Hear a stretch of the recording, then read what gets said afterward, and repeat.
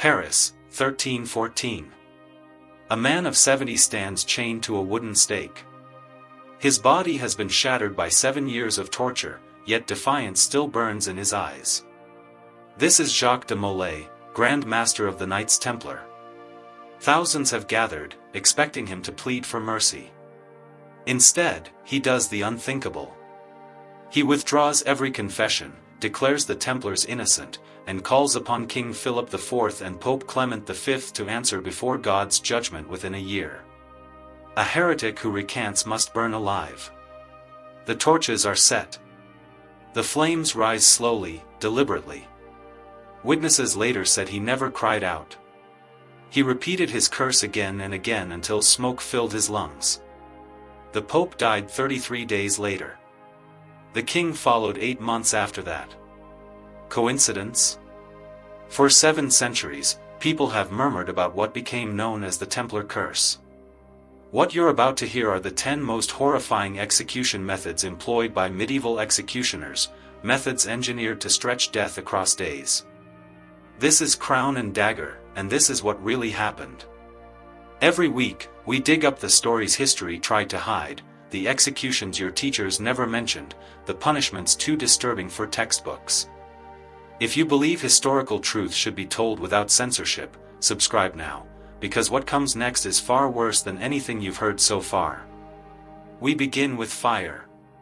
The stake was more than an execution.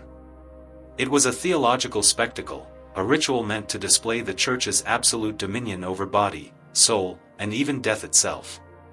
Fire purifies. That was the doctrine. The flames destroyed the heretical body while cleansing the corrupted soul, offering sinners one final chance at salvation through agony. But this part is rarely taught. The Catholic Church technically forbade its clergy from spilling blood. Canon law was explicit. Burning became the perfect loophole. No blade. No blood. Just sanctified flames carrying out God's will. The condemned was paraded through the streets in a yellow garment painted with devils and fire. Crowds hurled garbage, rotten vegetables, stones. By the time the procession reached the square, the victim was already bruised and bleeding. They were fastened to a vertical post, chains, not rope. Rope burned too quickly. Wood and straw were stacked around the body up to chest height. Then the executioner lit the fire. Here's where it turns truly disturbing. Medieval executioners were professionals. Skilled craftsmen. Members of guilds who trained for years. They understood fire intimately. A fast, hot blaze meant a relatively quick death, dense dry wood, proper airflow. The victim inhaled superheated air. Lungs scorched. Airways collapsed. Death by suffocation in 10 to 15 minutes. But a slow fire, a deliberately engineered slow fire, was something else entirely. Green wood that smoldered. Damp straw that produced smoke but little heat. Poor ventilation. The body burned gradually. Feet first. Skin blistering, then tearing, then blackening. Fat melted beneath the flesh like candle wax. Then the legs. Then the thighs. The stench, witnesses said, was unbearable, roasting meat mixed with something sharp and chemical. Grown men vomited. Victims screamed, begged, pleaded for water, cried out to God. Some lost their minds from pain before death finally arrived. A slow fire could take 3 to 4 hours to kill. Joan of Arc, the Maid of Orleans, was burned in Rouen on May 30, 1431. She was 19. A peasant girl who claimed God spoke to her, who led armies, who terrified English commanders. Her fire was built to endure. Witnesses recorded that she cried out to Jesus 6 times before smoke silenced her, 6 distinct cries, proof she remained conscious for an extended time. Her executioner was so shaken he sought a priest that night. He said he was afraid, that he had burned a saint. 25 years later, Joan was declared innocent. 500 years later, she was canonized. But on that May morning in 1431, she burned while an English crowd cheered.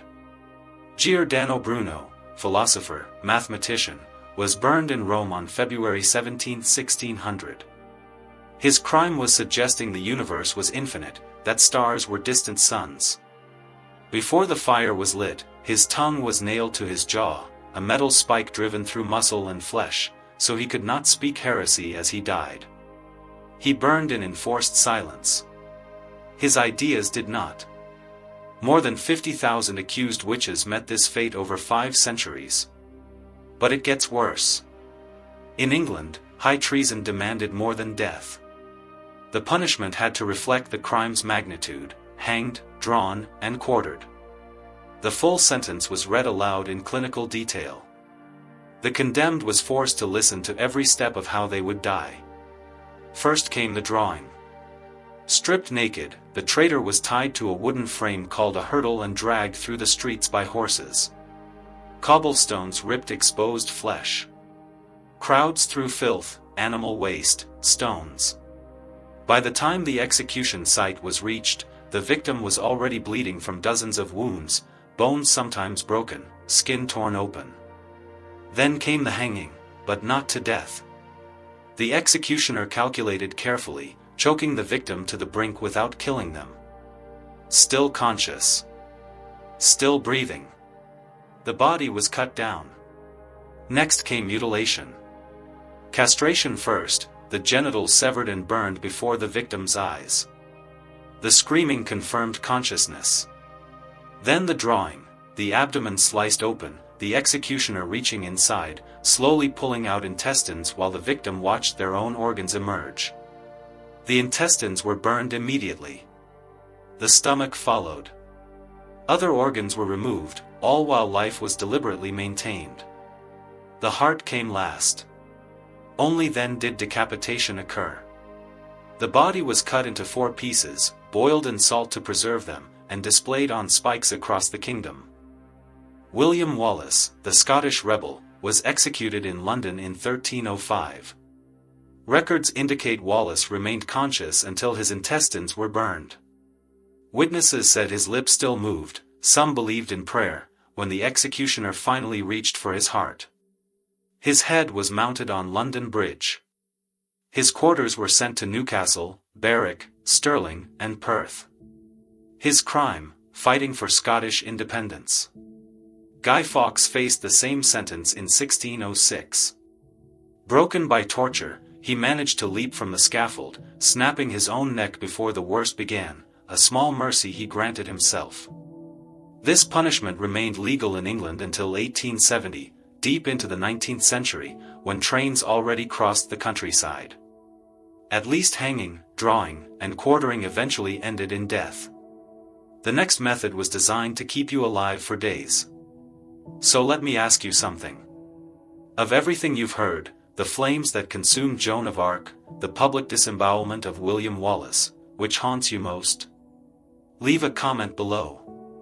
Tell me which method keeps you awake at night, because we're not even halfway through. And the next execution involves animals. The Holy Roman Empire and France perfected an execution meant for maximum suffering and maximum visibility. The breaking wheel. The condemned was stripped naked and bound spread-eagle to a massive cartwheel, the kind used for heavy farm wagons, mounted horizontally atop a wooden scaffold raised above the crowd. Everyone had to see. That was the point. The executioner approached holding a heavy iron bar, sometimes called the breaking bar, sometimes simply the iron, crafted for a single purpose. What followed was the methodical destruction of the human body. Ankles first. The bar was positioned with care, lifted, then brought down with calculated force. The small bones shattered with a crack, witnesses said, echoed across the square. The foot dangled uselessly, held only by skin and tendon. Then the wrists. Same precision. Same sickening sound.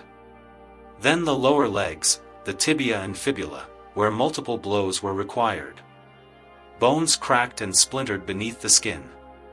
First the forearms, then the thighs, then the femur, the strongest bone in the human body, demanding the heaviest strikes. Sometimes it took several executioners rotating through the task. Next came the upper arms. Last, the rib cage. Each rib snapped one by one, deliberate and precise. The executioner paused between sections. Let the screams rise. Let the crowd take it in. Let the lesson settle. Some executioners drank water, wiped sweat from their faces, exchanged casual words with officials, treating it as ordinary labor.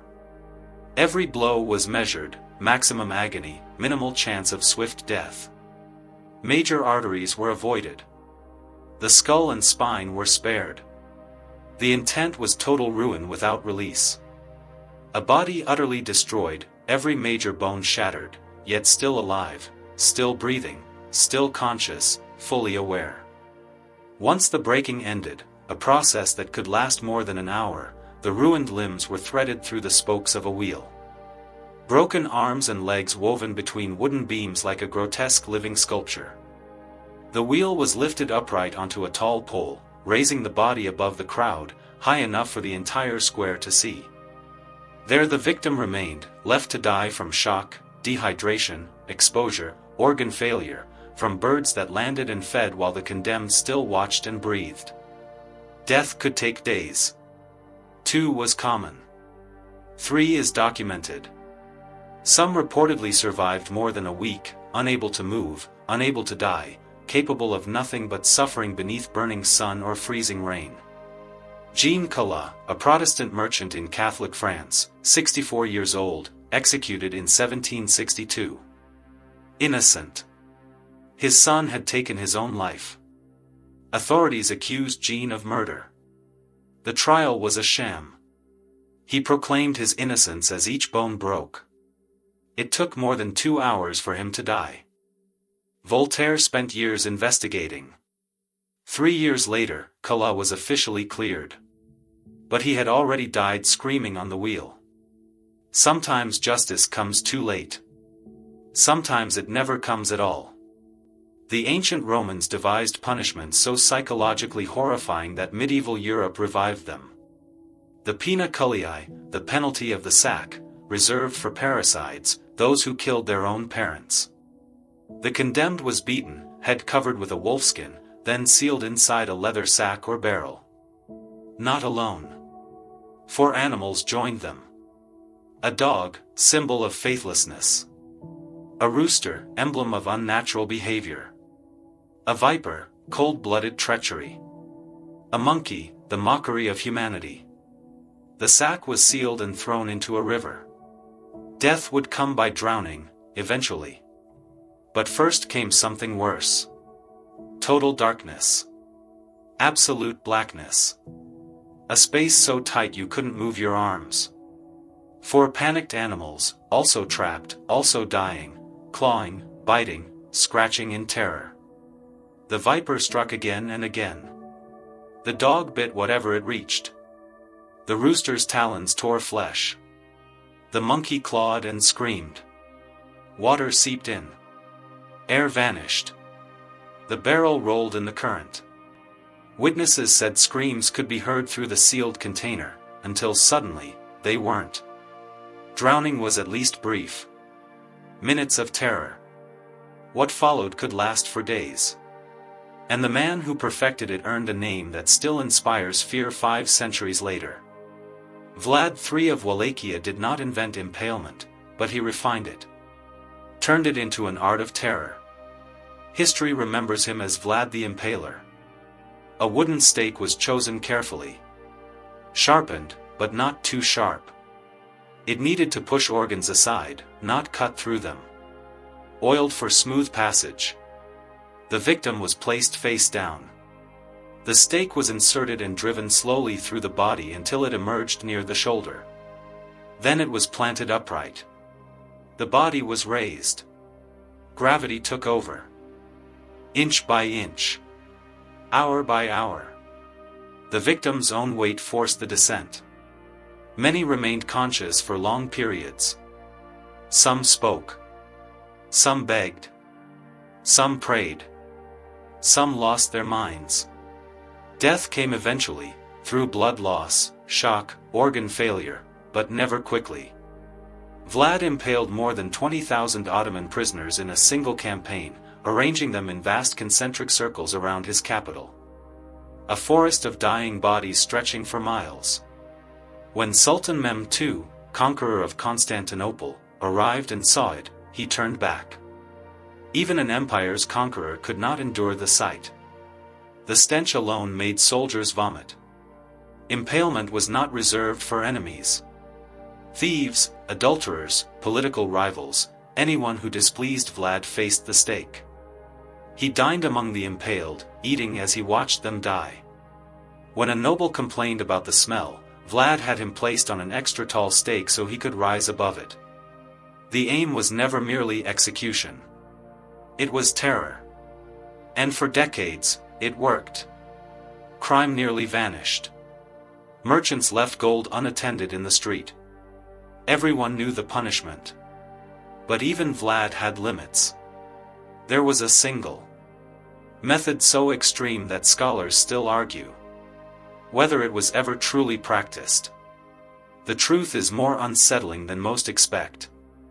Some punishments were so horrific that historians debate whether they were real or only threatened. Sawing in half belongs to both camps. The condemned was hung upside down, legs forced apart. This inverted posture kept blood rushing to the brain, allowing consciousness to linger far longer than usual. A two-man timber saw was set at the groin and pulled downward through the body. The victim could see it all. Feel the teeth tearing through flesh. Watch blood gather beneath their upturned head. Because of the position, accounts say victims stayed conscious until the saw reached the navel, sometimes beyond. Death arrived only when the chest cavity was split. This punishment was reserved for crimes judged especially monstrous: treason, extreme blasphemy. Period illustrations attest to it. Legal records mention it. Whether it was common or rare may never be known. But the next method is beyond dispute. It was formally approved, authorized by Parliament itself. England kept a special sentence for poisoners. If you killed by cooking, you would die the same way. In 1531, Parliament passed a law sanctioning death by boiling.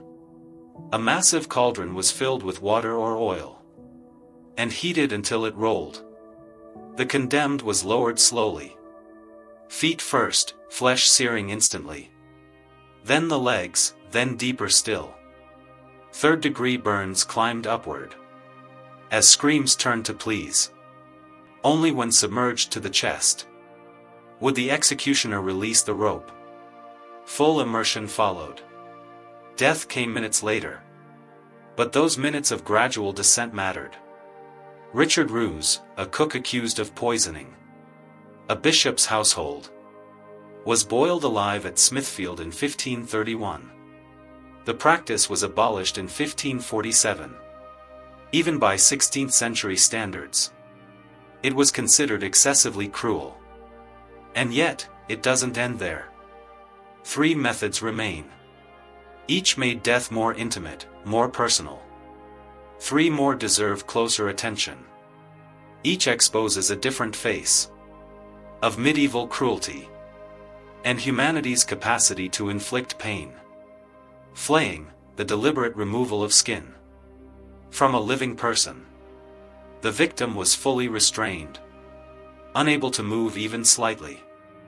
The executioner used a thin, razor-sharp blade, starting at the extremities.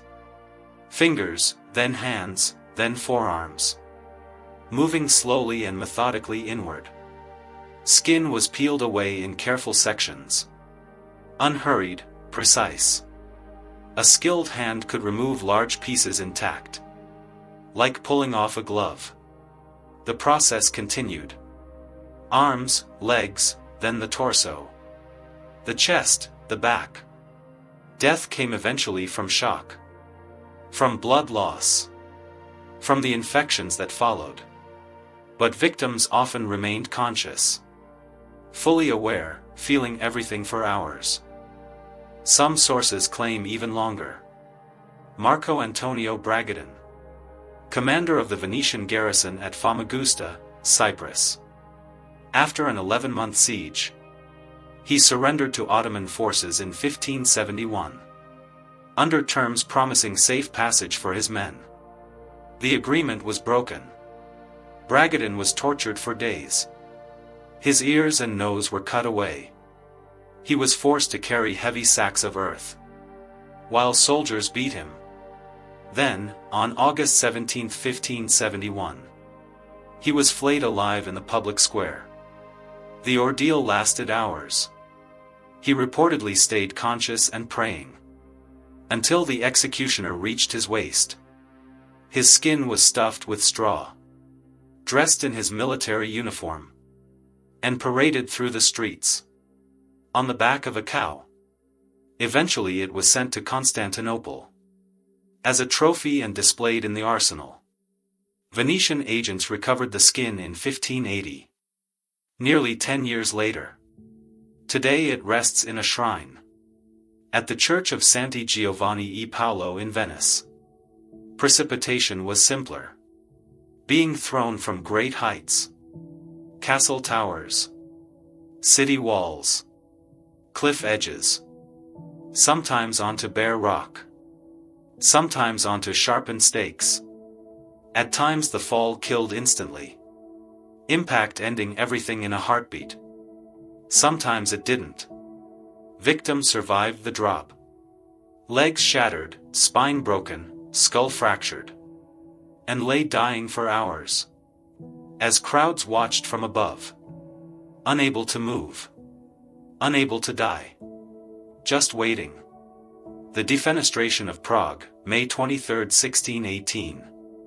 Protestant Bohemian nobles hurled 2 Catholic imperial governors and their secretary from the windows of Prague Castle. A fall of more than 70 feet. An act that helped ignite the 30 Years' War. The Catholics survived, landing in a heap of manure. They claimed angels saved them. Not everyone who fell from heights was so lucky.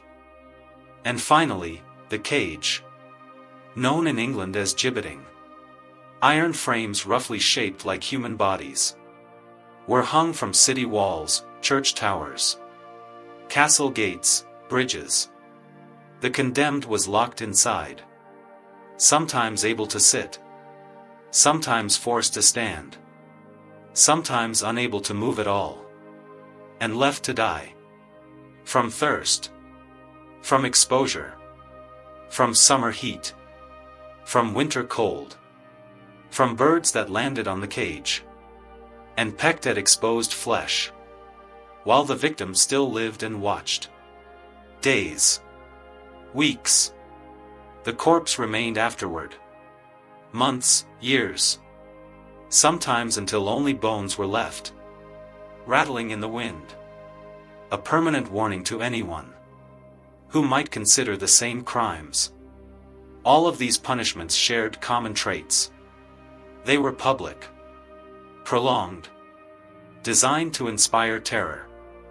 Medieval society viewed execution as a form of cosmic correction. The criminal's suffering erased the offense. Their pain restored divine balance. That cultures built on mercy and forgiveness could practice such brutality reveals something deeply unsettling about human nature. The contradiction wasn't hidden. It was institutionalized, legalized, sanctified by religious authority. The push to abolish cruel punishment didn't gain strength until the Enlightenment, when philosophers began questioning whether states had the right to torture citizens to death. Today, these methods horrify us. They should. But they also warn us that moral progress is neither guaranteed nor permanent. Societies can justify extreme cruelty when law permits it and ideology defends it. The executioners didn't see themselves as monsters. They were doing their jobs. Following orders. Returning home to families. That may be the most disturbing truth of all. If you believe history should be told honestly, without censorship, my channel. But medieval executioners weren't alone. In mastering prolonged death, there was an empire that made these punishments seem merciful. The Assyrians. What they did to enemies makes impalement look humane. Want that story? Tell me in the comments. And if you stayed to the end, leave a like, so I know stories like this matter. See you in the next historical nightmare.